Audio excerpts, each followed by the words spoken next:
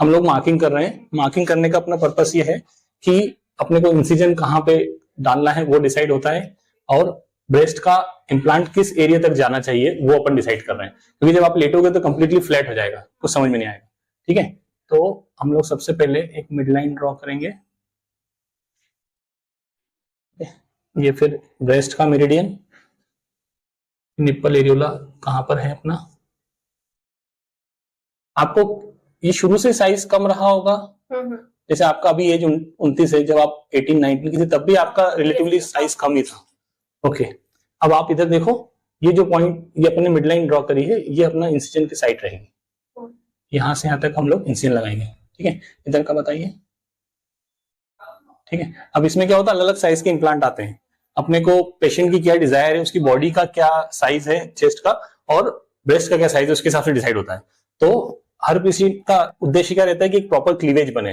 तो ये अपना देखो, यहाँ पे ये क्लीवेज का अपन लाइन बनाया है। ठीक है, दोनों साइज का ब्रेस्ट एक साइज का है, दोनों साइड का कई बार अलग रहता है, जैसे आपका मुझे लग रहा है हल्का सा ये वाला बड़ा है उस साइड से।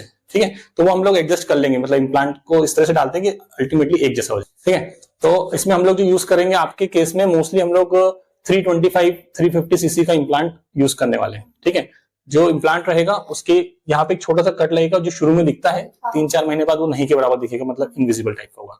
आपका एक बच्चा है, अगर फ्यूचर में और बच्चा करते हैं, प्रेगनेंसी होती है, ब्रेस्ट फीडिंग भी कराते हैं, तो उसमें कोई दिक्कत नहीं।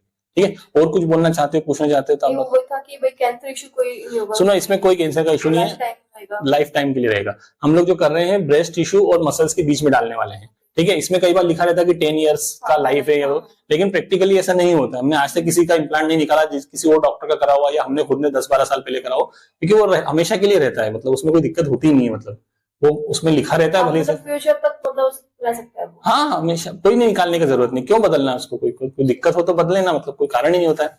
ठीक है, तो आप देख लो, ये अपना अपर लिमिट यहां तक रहेगी, दोनों साइड का अपन क्लीवेज बनाएंगे। अपन लेटरल डिसेक्शन कम से कम करते हैं, मीडियल साइड में करते हैं, ताकि प्रॉपर कर्व आ जाए और क्लीवेज बन जाए।